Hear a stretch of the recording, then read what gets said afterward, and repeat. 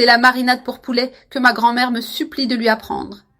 Avec 200 g de mayonnaise ici dans mon mixeur, bien crémeuse et prête à recevoir les autres ingrédients. J'ajoute une cuillère à café bien pleine de sel et 3 gousses d'ail hachées, pour donner beaucoup de goût à la préparation. J'ajoute ici le persil haché et le jus d'un demi-citron, qui apporte de la fraîcheur et une touche d'agrumes très spéciale.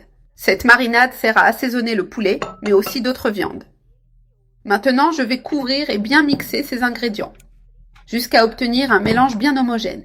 J'ai déjà bien mixé, je retire, je prends cette partie et je la mets ici dans mon bol où nous allons continuer la préparation. Et ici, j'ajoute les pilons de poulet bien nettoyés et déjà séparés. Je mets une quantité de pilons dans ce bol en les répartissant bien.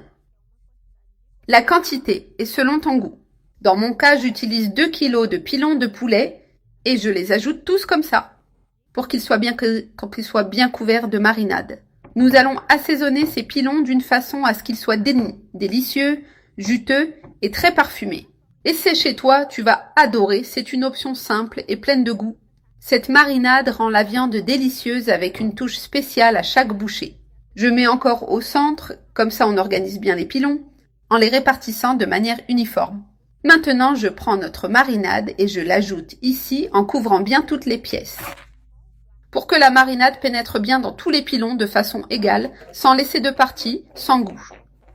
Maintenant, je vais couvrir avec du film plastique, car je vais mettre le poulet au réfrigérateur. Je les laisse ici pendant 1 heure, j'enlève le plastique et on continue avec l'étape suivante de la recette. Je mets ici l'huile d'olive et je badigeonne bien en couvrant toute la surface du poulet. Et maintenant, je prends les pilons déjà bien marinés, prêts à aller au four. Et je les place ici, côte à côte sur la plaque, en faisant attention à ne pas les superposer.